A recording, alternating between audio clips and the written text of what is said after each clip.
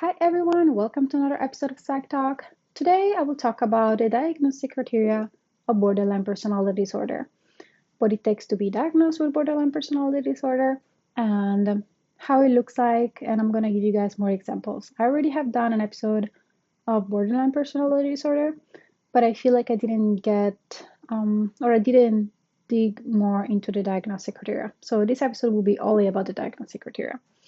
Also, don't forget to follow us on Instagram. We're called Psych Talk Pod. If you cannot find us, we have a link on YouTube. All right, let's get into it. So, what is borderline personality disorder?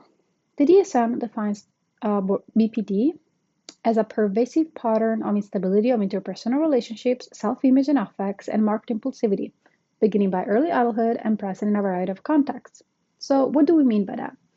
We mean that people with BPD, they usually have short-lived, very unstable and turbulent relationships. They might have like many exes, or they might have had many friendships, and they're usually not long-term relationships. They have a kind of distorted, not distorted, I would say an unstable self-image, in the sense that they don't have a sense of identity. They are always trying to find an identity. So they might change hair color every week, hairstyle, or change career goals, or change general goals every week, or jobs, and etc. They can be very impulsive and engage in very self-destructive behaviors, and then obviously we have big consequences because of that. And it begins in early adulthood, and it is present in different contexts, which means that it is present at home, school, work, etc. Okay, now let's get into the diagnostic criteria. So, to be diagnosed with borderline personality disorder, you have to have at least 5 out of 9 of these criteria that I'm going to read to you guys and explain a little bit deeper what it means. So remember, 5 out of 9 of the diagnostic criteria. Okay, so the first one is frenetic efforts to avoid real or imagined abandonment. As we know, people with BPD have a deep fear of abandonment, being abandoned by their loved ones, parents, friends, partner, etc. And sometimes it can be imagined, in the sense that they might perceive something as totally normal, as a threat, and they might be thinking, oh, they're going to leave me, when in reality the plan was not that at all. The second diagnostic criteria is a pattern of unstable and intense interpersonal relationships characterized by alternating between extremes of idealization and devaluation. What do we mean by idealization and devaluation? We mean that people with BPD, they have this very black and white thinking. So they might see one individual as the most generous, kind, loving person ever at one moment, and then at the other moment they might see that same individual as the most evil, angry, malevolent person ever. So they might change their mind about you constantly and about everybody. Third one, identity disturbance, markedly and persistently unstable self-image or a sense of self. As I said before, people with BPD, they tend to change career pretty often, change job pretty often, hairstyle, or anything, relationships, because they don't have a sense of identity, and they're trying to look for it, right? That's why they are always changing goals overall. Fourth one, impulsivity in at least 2 areas that are potentially self-damaging: spending, sex, substance abuse, reckless driving, binge eating.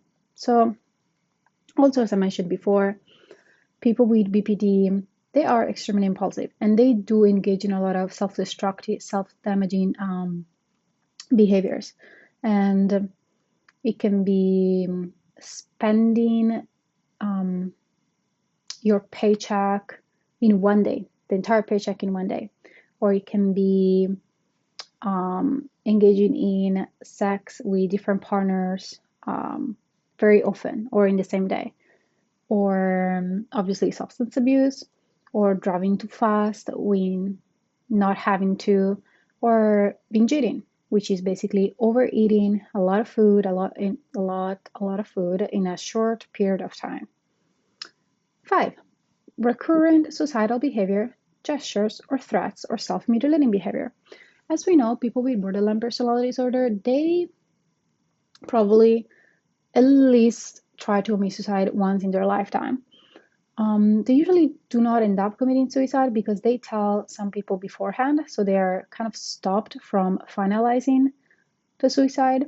And so they might also threat people if they have this perceived like threat, perceived like fear of abandonment, that someone is going to leave them. They might threat them and be like, okay, if you're going to leave me, then I'll commit suicide.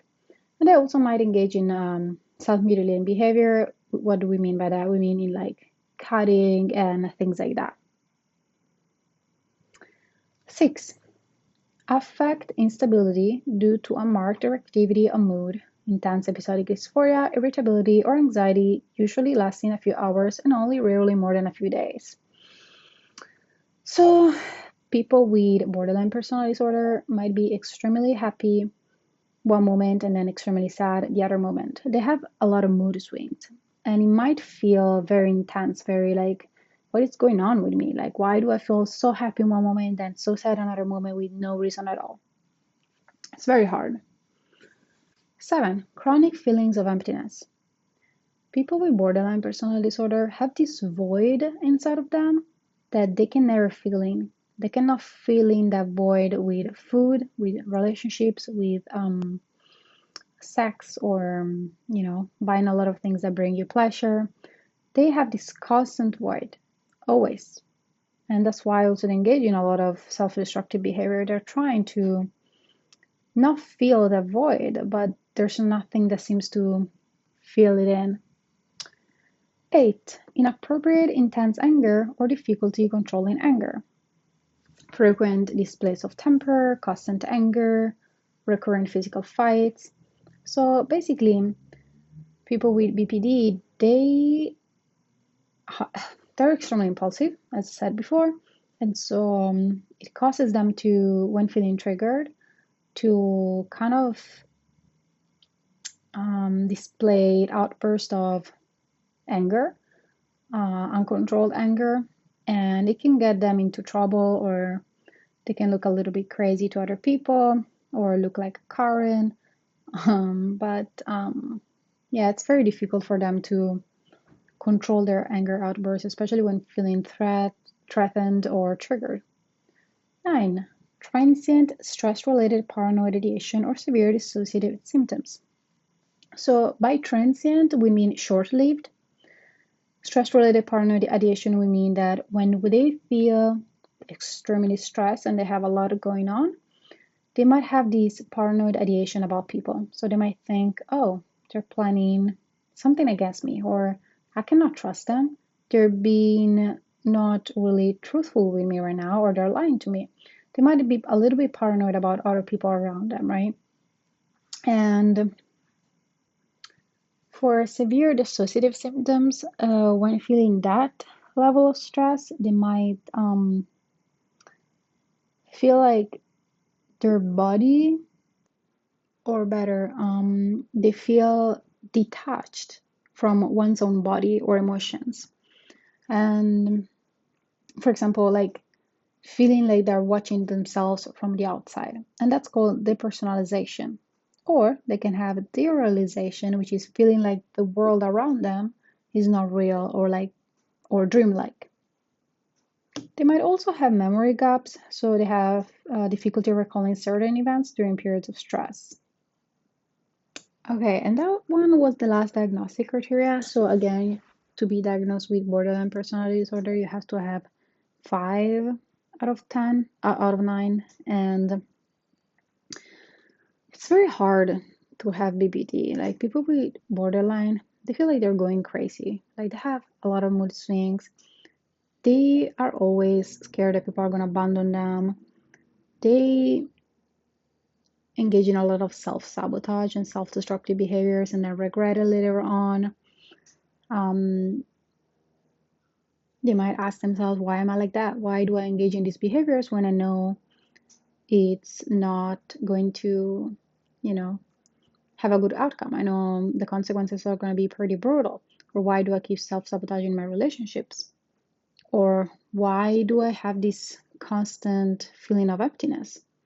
And what we know is that people with borderline, they grew up in an environment that was extremely unpredictable and invalidating, and they have a lot of childhood trauma. So they might have had loving parents, abusive parents, and so yeah, it's not easy at all. But in my other episode of borderline personality disorder, I mentioned what people with BPD can do to get better, such as DBT therapy and both individual and group therapy, and usually lasts for 1 year, but definitely it can take longer, or it's better for people with BPD to be in therapy for a very long period of time just to maintain the progress.